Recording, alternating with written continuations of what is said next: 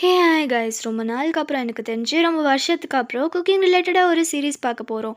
Already dating இந்த கிச்சன்னு ஒரு series பார்த்தோம். ரொம்பவே சூப்பராக இருந்துச்சு. நிறைய சாப்பாடு, ரொமான்ஸ், ஃபன்னியான சீன்ஸ்னு நம்மள என்டர்டைன் பண்ணுறதுல அதில் குறைச்சலே வைக்கல. அதே மாதிரி இப்போவும் நம்ம ஒரு சூப்பரான சீரீஸ் தான் பார்க்க போகிறோம் குக்கிங் ரிலேட்டடாக. சரி வாங்க நம்ம வீடியோக்குள்ளே போயிடலாம். முன்னொரு காலகட்டத்தில் பைச்சான் சிட்டிங்கிறது ரொம்பவே ஃபேமஸாக இருந்தது சாப்பாட்டுக்காக. எம்பரர்லாம் ஒரு நாள் பைச்சான் சிட்டியில் ஸ்டே பண்ணும்போது அங்கே இருக்க லோக்கல் அஃபீஷியல்ஸ்லாம் ரொம்பவே பெஸ்டான டிஷ்ஷஸ்லாம் சர்வ் பண்ணாங்க. அது எம்பரருக்கு ரொம்பவே பிடிச்சி போய் அங்கே இருக்க ஃபேமஸான 7 செஃப்க்கு ஒரு நைஃப் கொடுத்துருக்காங்க. அந்த காலகட்டத்திலேருந்தே அந்த 7 பேரும் ஹோட்டல்ஸ் நடத்திட்டு வந்திருக்காங்க. தலைமுறை தலைமுறையாக அவங்களோட ரெஸ்டாரண்ட் தான் ரொம்பவே ஃபேமஸாக இருந்திருக்கு. புதுசாக யாராவது ஆரம்பித்தாலும் அவங்களால அந்த இடத்துல க்ரோ பண்ண முடியாது. ப்ரெசென்ட்டில் 5 ஸ்டார் ரேட்டிங் கொண்ட ஒரு ஹோட்டலை தான் காமிக்கிறாங்க. ஒரு காம்படிஷன் ஸ்டார்ட் ஆகுது. அந்த 7 பெரிய செஃப்ஸ் இருப்பாங்கள்ல, அவங்க தலைமுறையை சேர்ந்தவங்க தான். ரொம்பவே சீஃபான செஃப் தான் இவங்களும். அவங்களுக்கும் ஹீரோக்கும் தான் இப்போ காம்படிஷன் ஸ்டார்ட் ஆகுது. பாரம்பரிய கத்தியை வச்சு சமைக்கவும் ஆரம்பிக்கிறாங்க. பார்க்கவே கலர்ஃபுல்லாக நிறையா விஷயத்தெல்லாம் கட் பண்ணி சிக்கனுக்குள்ளே ஸ்டஃப் பண்ணுறாங்க. அதே நேரத்தில் ஹீரோ ரொம்பவே மாடர்னாக சமைக்கிறான். ஆனால் காம்படிட்டர் ரொம்பவே பாரம்பரிய முறையில் பார்த்து பார்த்து செஞ்சிட்ருக்காங்க.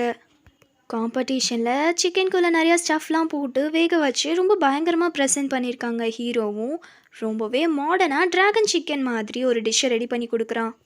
ஜட்ஜஸ்லாம் டேஸ்ட் பண்ணி பார்க்குறாங்க. எல்லாருமே ஹீரோக்கு தான் சப்போர்ட் பண்ணுறாங்க. அந்த பழைய செஃப்க்கு அவ்வளோதான் மனசு விட்டு போயிடுது. காம்படிஷனில் ஜெயிக்கிறவங்க அவங்களோட அந்த பாரம்பரிய கத்தியை கொடுத்தாகணும். தோற்று போனவருக்கு மனசே இல்லை. ஹீரோவும் அந்த கத்தியை வாங்கிக்கிறான். அதே மாதிரி அவன்கிட்ட நிறைய கத்தியும் இருக்குது. அவனோட பேர் தான் நியூஸ் பேப்பரில் ஒரு ஆர்டிக்கலாகவும் ரிலீஸ் பண்ணியிருக்காங்க. வேற ஒரு பையன் ஹீரோவை பற்றி எக்ஸ்பிளைன் பண்ணிட்டு இருக்கான். கத்தியை சீஸ் பண்ணுறாங்களா அப்படிங்கிற மாதிரி அந்த ஆன்டி டவுட் கேட்கும்போது, இப்போ கார் ரேஸ்னால் தோக்குறவங்களோட காரை ஜெயிக்கிறவங்க வச்சுக்கிறது இல்லையா, அதே மாதிரி தான் குக்கிங்கில் யார் தோக்குறாங்களோ அவங்க ஜெயிக்கிறவங்களோட கத்தியை வச்சுக்குவாங்க. அது மட்டும் இல்லாமல் அவங்க இத்தனை நாளாக சம்பாரித்து வச்ச அந்த 5 ஸ்டார் ரெஸ்டாரண்ட்டையும் க்ளோஸ் பண்ணி ஆகணும். 5 ஸ்டார் ரேட்டிங் உள்ள குக் ஆகிறது ரொம்ப சாதாரண விஷயம் கிடையாது. அவங்கக்கிட்ட எவ்வளோ ஸ்டார் இருக்கோ அதே ஸ்டார் வச்சுருக்க குக்கோட போட்டி போட ஆரம்பிப்பாங்க.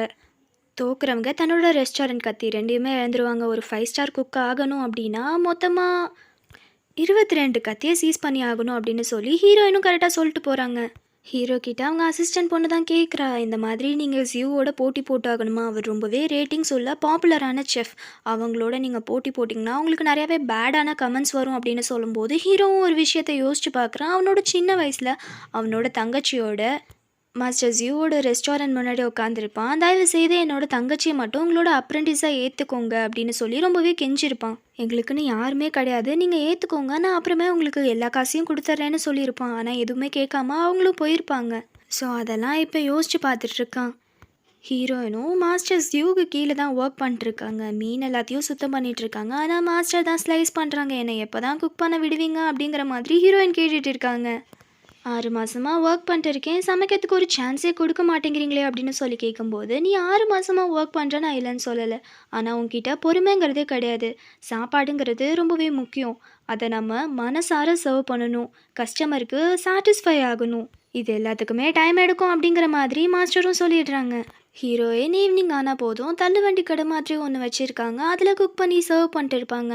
பக்கத்தில் உள்ள அங்கிளும், நீ தான் அவ்வளோ பெரிய ரெஸ்டாரண்ட்டில் ஒர்க் பண்ணுறியே, ஏன் இங்கே குக் பண்ணி கொடுத்துட்ருக்கன்னு சொல்லி கேட்கும்போது, நான் ப்ராக்டிஸ் பண்ணுறேன் அங்கிள் அப்படின்னு சொல்லிட்டு இருக்காங்க. ஸோ இவங்களோட இந்த கடைக்கு ஹீரோவும் வந்திருக்கான். எனக்கு ஸ்னேக் ஹெட் ஃபிஷ் நூடுல்ஸ் தான் வேணும்னு சொல்லி கேட்குறான். அதெல்லாம் என்கிட்ட கிடைக்காதுப்பா அப்படின்னு சொல்லி ஹீரோனும் சொல்லிட்டு இருக்கான். ஹீரோ போகிற மாதிரியே தெரியல, இவன் எப்படி இருக்கான் அப்படின்னு சொல்லிட்டு சரி சரி பண்ணித்தரேன் அப்படின்னு சொல்லி பக்கத்தில் இருக்க அங்கிள்கிட்ட வந்து ஃபிஷ் எல்லாம் கடன் வாங்கி அதை அழகாக செதிலெல்லாம் எடுத்துகிட்டு கட் பண்ணிட்டு இருக்காங்க. ஹீரோ பார்த்துட்டு அதை நீ இப்படி கட் பண்ணக்கூடாது, கத்தியை 30 டிகிரி வச்சு கட் பண்ண அப்படின்னு சொல்லி கொடுத்துட்டு இருக்கான். அதே மாதிரி ஹீரோயினும் கட் பண்ணிகிட்டு இருக்காங்க. ஹீரோ என்னதான் இருந்தாலும் செஃப் இல்லையா, அவன் ப்ராப்பராக இருக்கணும்னு நினைக்க மாட்டானா. அடுத்து ஏதோ கட் பண்ணிட்டு இருக்காங்க. அதுக்கும் ஏதோ சொல்ல வரான். ஒன்றும் இல்லை, நீ சமைச்சு கொடுமா அப்படின்னு சொல்லிட்டு அவனும் போய் உட்காந்துடுறான். ஜூவோட அசிஸ்டன்ட் செஃப் ஒர்க் பண்ணுறது இந்த கடை தானா, அது இந்த பிள்ளை தானா அப்படின்னு சொல்லி ஹீரோவும் ஒரு டவுட்டில் கேட்டுட்டு இருக்கான். அது இந்த கடை தான், ஷோராக தெரியும் அப்படிங்கிற மாதிரி அசிஸ்டன்ட் பொண்ணும் சொல்லிட்டு இருக்கா.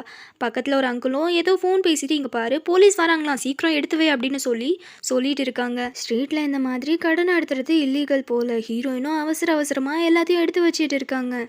ஹீரோவும் எங்கே என் நூடுல்ஸ் அப்படின்னு சொல்லி கேட்கும்போது அதெல்லாம் ஒன்றும் கிடையாது எஞ்சி போய் அப்படின்னு சொல்லி அவன்கிட்ட அந்த சேரையெல்லாம் பிடிங்கிட்டு போயிடுறாங்க.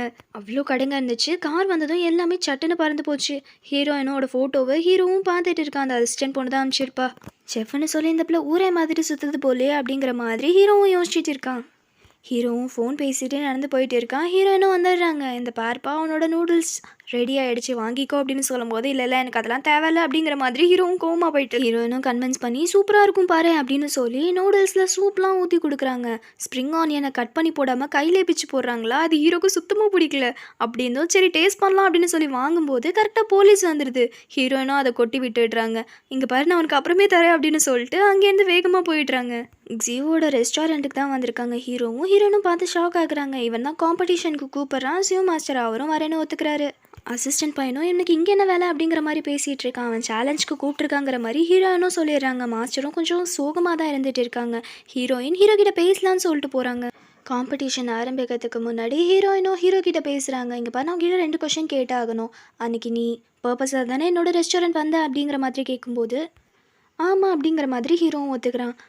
என்னோடய குக்கிங் ஸ்கில்லை செக் பண்ண தானே வந்தேன் அப்படின்னு சொல்லும்போது ஆமான்னு ஒத்துக்கிறான். அது மட்டும் இல்லாமல் அவங்ககிட்ட ஸ்கில்லுங்கிறது பெருசாகவே இல்லை, உன்னோட ஹைஜீனாக இல்லை, உன்னோட குக்கிங்கும் ப்ராப்பராகவே இல்லை அப்படிங்கிற மாதிரி சொல்லிகிட்டு இருக்கான். இங்கே பாரு என்னோட மாஸ்டருக்கு வயசாகுது, அவரோட போட்டி போட வேணாம், கொஞ்சம் வெயிட் பண்ண, நானே போட்டி போடுறதுக்கு வரேன் அப்படிங்கிற மாதிரி ஹீரோயின் சொல்லும்போது உன்னோட 2 கொஷின் முடிஞ்சிருச்சு அப்படின்னு சொல்லி ஹீரோவும் ஒரு மாதிரி பேசுகிறான். ஹீரோயினும் அங்கேருந்து போயிடுறாங்க. காம்படிஷனும் ஸ்டார்ட் ஆகுது. ஸ்னேக் ஹெட் நூடுல்ஸ் தான் செய்யணும். டிஷ்ஷஸ் எல்லாம் கொடுத்துருக்காங்க. இந்த காம்படிஷன் லைவாக ஓடிட்டு இருக்கு போல். அதை வேறு ஏதோ ஒரு பொண்ணு பார்த்துட்டு இருக்கா. அந்த பொண்ணு யார் என்னங்கிறதுலாம் இப்போதைக்கு காமிக்கல. 2 பேரும் காம்படிஷனுக்கு பயங்கரமாக ப்ரிப்பேர் ஆகிட்டு இருக்காங்க. தன்னோட கத்தியெல்லாம் ரெடி பண்ணிட்டு உயிரோடு இருக்க மீனை நறுக்க ஆரம்பிக்கிறாங்க. மாஸ்டரும் அந்த கத்தியை ஹீரோயின் கிட்ட கொடுக்குறாங்க. ஹீரோயினுக்கு ரொம்பவே ஷாக் ஆகுது. இத்தனை நாளாக கேட்காம ஏன் இப்போ கொடுக்குறீங்க அப்படிங்கிற மாதிரி கேட்கும்போது நான் தோத்துட்டா இந்த கத்தியை பிடிக்கிற சான்ஸ் உனக்கு கிடைக்காமலே போயிடும், அதனால தான் சொல்கிறேன் நீ இதை செய், நான் உன்னை நம்புகிறேன் அப்படிங்கிற மாதிரி ஹீரோயினும் மாஸ்டருக்காக இதை செய்யணும்னு ஆசைப்பட்டா. ஹீரோ சொல்லி கொடுத்த மாதிரி 30 டிகிரியில் வச்சு வெட்ட ஆரம்பிக்கிறா. ஹீரோவும் ரொம்பவே மாடர்னாக வெட்டிட்டு இருக்கான். அவனோட ஸ்டைல் எப்போவுமே மாடர்னாக தான் இருக்கும். அந்த பெரிய 7 செஃப்ஸ் இருந்திருப்பாங்க இல்லையா, எம்பரருக்கு சமைச்சு கொடுத்தது, அந்த பரம்பரையை சேர்ந்தவங்க தான் மாஸ்டர் ஜூவும் ரொம்ப பெரிய செஃப். ஹீரோயினும் இத்தனை மாதத்தில் மாஸ்டர்கிட்ட அப்சர்வ் பண்ணதை வச்சு ரொம்பவே ட்ரெடிஷ்னலாக சமைக்க ஆரம்பிக்கிறா. மாஸ்டருக்கு ஹீரோயின் ஹெல்ப் பண்ணுறா. ஹீரோக்கு எந்த அசிஸ்டண்ட்டும் தேவையில்லைன்னு முன்னாடியே சொல்லியிருப்பான். ஹீரோயினும் மசாலா போடலாம் அப்படின்னு ட்ரை பண்ணும்போது போதுமா, இதுக்கப்புறம் நான் பார்த்துக்கிறேன் அப்படின்னு சொல்லி மாஸ்டர் சொல்கிறாங்க. மாஸ்டர் இது கடைசி ஸ்டெப் தானே அப்படின்னு சொல்லி ஹீரோயின் சொல்லும்போது அது எனக்கும் தெரியும், ஹீரோக்கும் எனக்கும் ஆல்ரெடி ஒரு ஸ்டோரி இருக்குது, வெற்றியோ தோல்வியோ அதை நானே ஏற்றுக்கிறேம்மா அப்படின்னு சொல்லிடுறாங்க. ஹீரோயினும் வேடிக்கை பார்க்க உட்காந்துடுறாங்க. ஹீரோவும் நூடுல்ஸ் மேலே அழகாக ஃபிஷ் எல்லாம் அரேஞ்ச் பண்ணி மாடர்னாக ப்ரெசென்ட் பண்ணுறான். 3 ஜட்ஜஸ் இருக்காங்க. 2 கப்ஸ் இருக்கும். ஒன்று மாஸ்டர் பேர் போட்டது, இன்னொன்று ஹீரோ பேர் போட்டது. சாப்பிட்டுட்டு எதில் சாப்ஸ்டிக் வைக்கிறாங்களோ அவங்க தான் ஜெயிச்சதாக அர்த்தம். 3 பேரில் 2 பேர் ஹீரோக்கு ஓட் பண்ணிடுறாங்க. ஹீரோனும் ரொம்பவே ஷாக் ஆகுறாங்க. மாஸ்டரும் ஹீரோட டிஷ்ஷை டேஸ்ட் பண்ணி பார்க்குறாங்க. அப்போ தான் ஹீரோயின் ஒரு விஷயத்தை யோசிச்சு பார்க்குறாங்க. முன்னாடி ரெஸ்டாரண்ட்டில் ஒர்க் பண்ணும்போது மாஸ்டரும் இன்க்ரீடியன்ஸ்லாம் போட்டு டிஷ் பண்ணியிருப்பாங்க, ஆனால் அதோட டேஸ்ட் கரெக்டாக இருந்திருக்காது. ஹீரோயினுக்கு அப்பயே டவுட் வந்திருக்கும். டாக்டர் இதை தான் சொல்லிகிட்டு இருப்பாங்க, அதாவது மாஸ்டருக்கு டேஸ்ட் பட்ஸ் வேலை செய்யலை அப்படின்னு சொல்லி.